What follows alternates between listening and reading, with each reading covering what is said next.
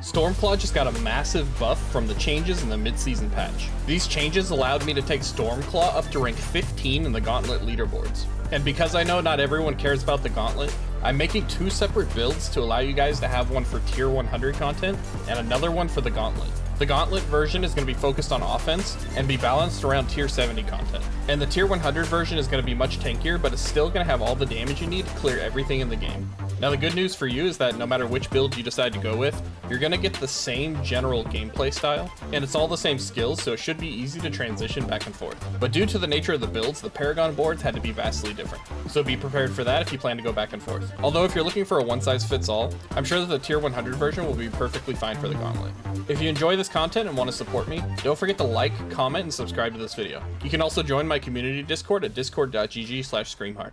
Now let's jump straight into these builds. Now, like I said, the 2 variations are fairly similar, but I'll talk about the differences in the builds. So first up for the skills, we've got Claw, Shred, Blood Howl, Earthen Bulwark, Trample, and Petrify. Claw is going to be our main source of damage, and because we're using the Crone Staff, when we use this, we're also using our Storm Strike. We'll be attacking with this constantly. Even when we're moving between groups of enemies, you're going to be using this all the time, unless you're using Trample or Shred to dash. Like I said, Shred is the dash, and this is good for closing the gap between you and enemies. You have to have an enemy target to use this, so make sure you use it as far away from the enemy as possible. You can pretty much jump to enemies off screen. By the way, this is a great time to note that this build is fantastic on controller, and it can technically be set up to be pretty good on mouse and keyboard, but I highly recommend controller. The other dash I talked about is Trample, and this one's going to be good for mobility, but the other thing this serves is a way to activate our Tybalt's Will. Tybalt's Will gives us a 40% damage multiplier, so it's definitely worth using this in rotation with your Earthen Bulwark. Speaking of Earthen Bulwark, this is not only activating the Tybalt's Will like the Trample is, but this also gives you a little bit of a barrier, so it's a nice defensive skill. Then we've got our Blood Howl. This is great for the healing, but it's really good for the extra attack speed we get. So you can basically just use this off cooldown. Finally, our ultimate is Petrify, and this is extremely good in the build. We're going to be using Petrify all of the time. As you can see here, we're using Hectic in our chest piece, and this is going to give us 4 seconds cooldown every single time we swipe 5 times with our basic attack. Because we're attacking so quickly, this means that our ult will be off cooldown almost any time we need it. And if you don't need the survivability, you can always swap out Masochistic for Calm Before the Storm, and that's going to give you even more ult cooldown. Speaking of our spirit boons, we're using Wariness, Iron Feather, Avian Wrath, Calamity, and Masochistic. Now for the Gauntlet version of this build, we're swapping out Iron Feather and we're going swooping attacks. You don't really need the extra survivability in the Gauntlet, so it's definitely worth having the extra attack speed. Also in the Gauntlet, I tend to not use Masochistic, and I just use Calm Before the Storm. It's easy enough to keep your health up just using potions when you're in the Gauntlet. So our equipment is actually almost the exact same in Gauntlet and non-Gauntlet. One thing I will say is if you're struggling with survivability in tier 100 content, then you can move the Hectic down to your boots. You'll lose the 25% attack speed from Ghostwalker, but what that allows you to do is put a Juggernaut or a Disobedience in your chest piece, and that's going to make up for any armor you might be missing. We're going to use Godslayer as our helmet, and you can also use the Harlequin Crest if you prefer that, but Harlequin Crest is going to do less damage, but have better survivability. We're using Hectic on our chest piece, Rapid on our gloves, Tybalt's Will on our pants, Ghostwalker on our boots, Great Staff for the Crone for our weapon, Moonrise on our amulet, Adaptability on one of our rings, and our other ring is going to be Erida's Inexorable Will. And if you're on the written guide for Mobalytics, you can click on this little tab here, and this is going to show you the detailed breakdown of all the stats on the gear. So for that chest piece, we're using Maximum Life, damage reduction from close enemies, damage reduction from poison enemies, and total armor. For the Gauntlet version of the build, it's going to be fairly similar to this, but you can actually remove some of these damage reduction stats and go for pure damage, such as damage while shapeshifted,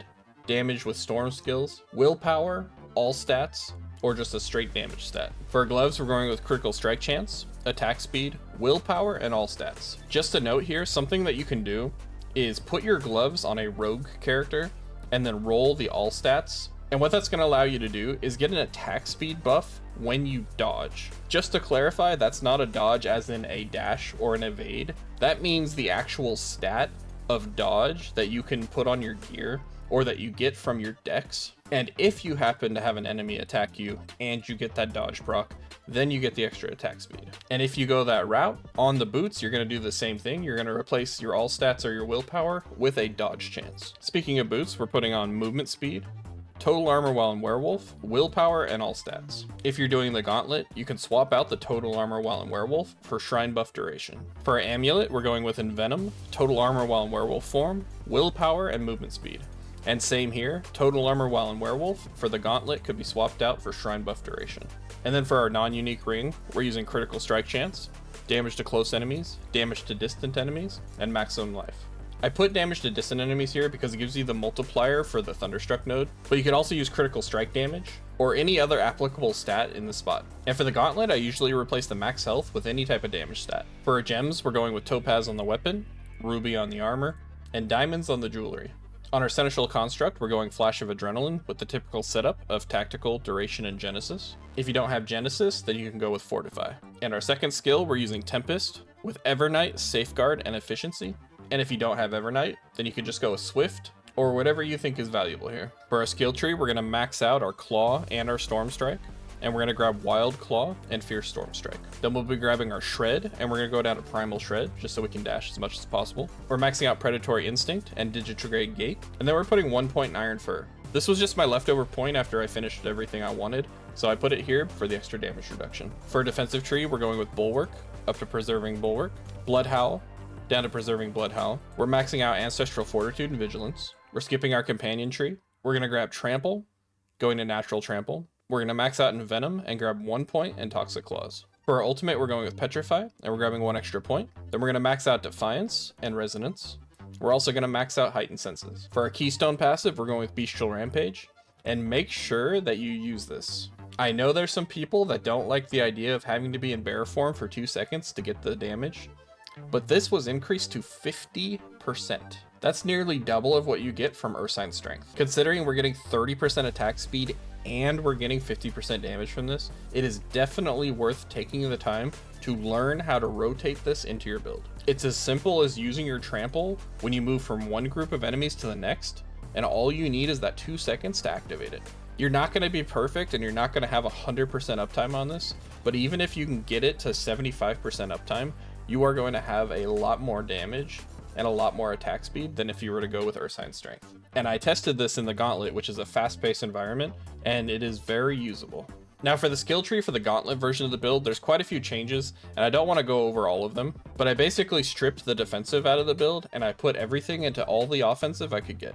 But don't worry, I have both written guides underneath the video. Same thing for the Paragon boards. They're going to be very different for the Gauntlet version of the build, so I highly recommend that you go click on the written guide under the video. But I'm going to go through the tier 100 version of the build. So for our Paragon boards, on the starter board, we've got Outmatch. Then we're moving up, we're attaching the Inner Beast board. And here we're applying Fang and Claw. Moving to the left from here, we're going to put on the Constricting Tendrils board, and we're going to be putting Territorial here. Moving back across Inner Beast over to the right, we're applying the Thunderstruck board, and we're putting our Earth and Sky Glyph here. Moving up from here, we're attaching our Lust for Carnage board, and we're putting our Werewolf Glyph here. And then moving to the right from here, on the Ancestral Guidance board, we're putting the Spirit Glyph. The Gauntlet version of the Paragon boards looks very weird because I did things that I wouldn't normally do, like not taking any of these nodes here. Or on the Thunderstruck board, I didn't even touch Hubris here, and I just used this shorter path over here. So make sure you keep that in mind if you're using the Gauntlet version of the build. It's gonna be a little weird, but it has a purpose, I promise. I'm super excited for you guys to try this build, and I'm very happy that Stormclaw finally got permanent additions that make it good. Now that we have the ability to scale it, any seasonal stuff that comes along that happens to scale basic attacks is just gonna make it even better. But we'll see what happens. All I know is I'm super happy. Make sure you guys comment and let me know what you think of the build, and I'll see you guys in my next video. Later, nerds.